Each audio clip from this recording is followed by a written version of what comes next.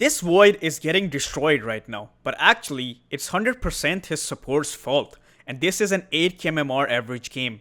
In this video, I will show you 6 ways that supports from Herald to top Immortal grief their carries and how to avoid doing it.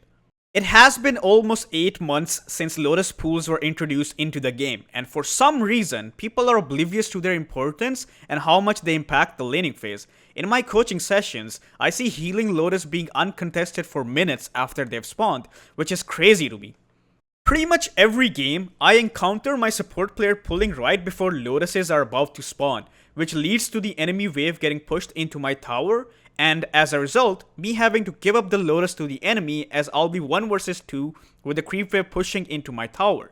Let's talk a bit about why healing Lotuses are actually one of the most important factors in winning or losing a lane. One of the deciding factors in the laning phase is regen management. Lotus instantly restores 125 health and mana, which is equivalent to almost 8 stick charges. Now think about it like this, if we give the enemy the healing Lotus for free, what kind of disadvantage does that put us in? I'll say it out for you. Since the enemy has a way to regenerate HP and mana instantly, they can take riskier trades and it is harder for us to go on them because we could get baited in easily, and these things lead to the enemy having an advantage in pressuring us, which results in higher last hits for the enemy than us, which leads to more gold, more items, more XP. You get the point. Think of the Lotus pool the same way you would think about Roshan and Power Runes. They all have one thing in common, which is that they are neutral objectives. If the enemy mid laner gets a Power Rune, it can be detrimental to your team. On the other hand, if your mid laner gets the Power Rune, it can be the opposite. Dota is a game of controlling objectives and resources. In order to ensure that you have a chance at getting the Lotus at minute 3 and minute 6, the easiest way to do that is by pushing the lane into the enemy. Notice how I mentioned at the start of this segment that my support pulls the lane right before Lotuses are about to spawn, which is the opposite of what we want.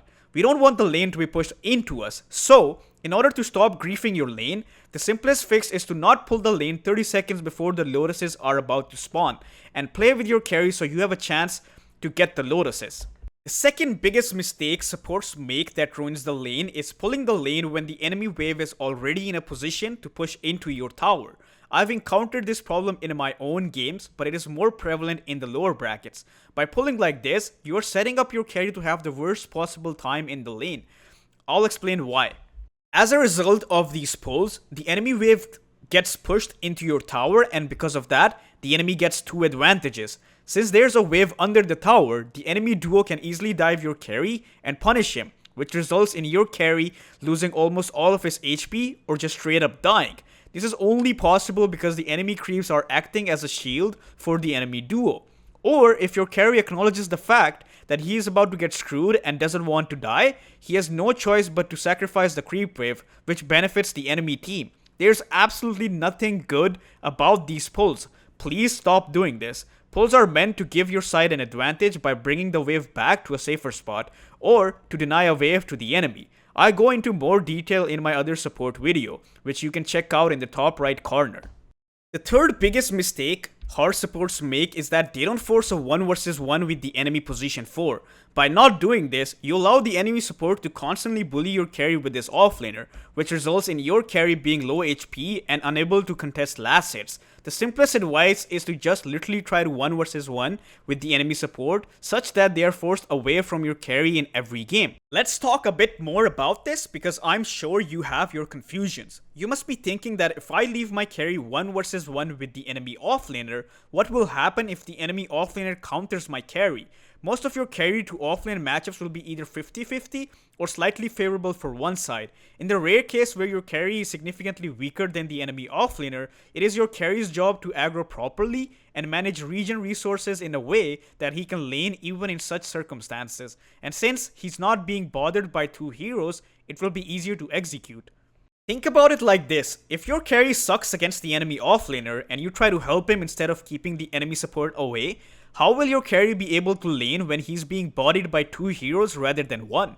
When you keep the attention of the enemy support away from your carry and towards yourself, your carry gets to pretty much free farm. In case your lane matchup is stronger than the enemy, then your carry will zone out the enemy offlaner by himself. So you can't go wrong with forcing a 1 versus 1 with the enemy position 4 in every game. Lastly, if you are a carry player watching this guide, you should ask your support to do this because most supports don't inherently know this, which I hope will change after this video. Every video takes a lot of effort, and I want to keep helping you guys by making quality content. If you are enjoying the video, please make sure to like the video as it helps with the YouTube algorithm, and also subscribe. Now back to the guide. Another big mistake I see supports making even in my own games which are 8k average is that they only try to unblock the small camp once. They think that, oh, we spent 50 gold to deward the small camp, but the enemy position 4 blocked it again? Well, what can you do? In this example, you can see that Ogre is at the top lane and Spectre's wave is right in front of the enemy tower. Now what the Spectre wants to do is to find a way to bring the wave back while also farming something, and I'm sure all of you know how to do that. You guessed it right, by pulling the small camp. The Spectre takes the Lotus and then races towards the small camp so that she can pull it in time. But guess what? The small camp is blocked. Since Spectre is a hero who has no innate farming capability and can't flash farm, she decides to go for the wave way out of her comfort zone against the Wind Ranger who is a level ahead of her. She tries to aggro the creeps backwards, trying desperately to bring the wave back to a safer spot, but the Wind Ranger gets level 6 and as a result, the Spectre ends up dying. Not only did the Ogre leave the Spectre, a hero that cannot jungle, but also didn't unblock the small camp, and as a result, this Spectre pretty much has no game. You need to constantly participate in the Sentry war, or else you can severely grief the game for your carry, especially if they are a hero that needs items and levels to jungle later on. Speaking of leaving lanes, the fifth biggest mistake supports make is that they often leave the lane at the wrong time. We saw the example before where the Ogre left the Spectre and as a result, griefed the entirety of the Spectre's game. Now let's take a deeper look at it. Ogre TP'd to the top lane because the enemy was diving. He doesn't end up saving his teammates, but does get a kill, and after that, let's see what he does. At this point, he should just return to his safe lane so he can help his Spectre. But what he does is that he stays at the top lane for the next 2 minutes and eventually feeds. Not only that, but because of this move, the enemy support ends up stealing the Wisdom Rune as well. Now many people would be thinking that how can the Ogre go back to the bottom lane if he just TP'd top? Twin gates were literally invented so that you can go around the side lanes easily. But I guess even 8k players haven't adjusted to the map changes that were implemented 8 months ago. Now let's talk about when you should or shouldn't leave the safe lane. If your carry is a hero that doesn't have innate farming capability and requires to stay in lane in order to get their items, that includes heroes such as Anti-Mage, Spectre, Phantom Assassin, Faceless Void, you should not leave the lane, especially if the lane is pushed in super deep.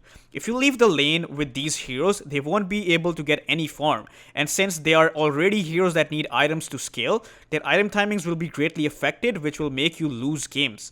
If your carry is a hero that has innate farming capability and can jungle, that includes heroes such as Templar Assassin, Luna, Muerta, then feel free to leave the lane once they have enough levels to push in the lane and farm the side camps. This is usually after they get level 5 at the minimum. In this case, they can push in the lane, and if there is any danger, they can safely jungle and keep up with their farm. There is another condition where you should leave the lane, and we will talk about it now. Another big mistake that supports often make is that they don't leave the safe lane around the first Power Rune timer, which is between minute 5 and 6. This is a time when your carry will have a decent number of levels, and if you have the small camp unblocked, they should be able to lane solo for 30 seconds to a minute. At this point, you should leave the lane and help your mid laner secure the Power Rune. There are several benefits of this which I will list out for you. By leaving the lane, you let your carry get solo experience, and you also get to help your mid laner secure the Power Rune. Now, if you don't do this, your carry will suffer in the experience department, and not only that, if the enemy does this, your mid laner will lose the rune and the enemy mid laner will get it. Using that same Power Rune, the enemy mid laner can gank your carry and kill him. Now you must be wondering that just before this segment, I told you to not leave your carry if they aren't able to jungle. Well, in this case, if the small camp is not blocked, they can pull their wave into the small camp and farm it whilst bringing the wave under their tower, which is a safe spot to farm. With that being said, after this rune adventure, you should look to go back to your safe lane. This venture will last between 30 seconds to a minute maximum. If you wish to significantly improve your gameplay on any role, I offer private coaching lessons which can help you reach higher ranks as they have for other students. If you are interested, limited slots will be opening for December, which can be found on my Discord linked in the description. Please make sure to subscribe and like the video for more high quality content like this. If you'd like to support me and watch exclusive coaching VODs, my YouTube membership for $1.99 is in the description. Other than that, I stream on Twitch, which can also be found in the description. Do let me know in the comments if you have any feedback. Otherwise, have a nice day and good luck with your games.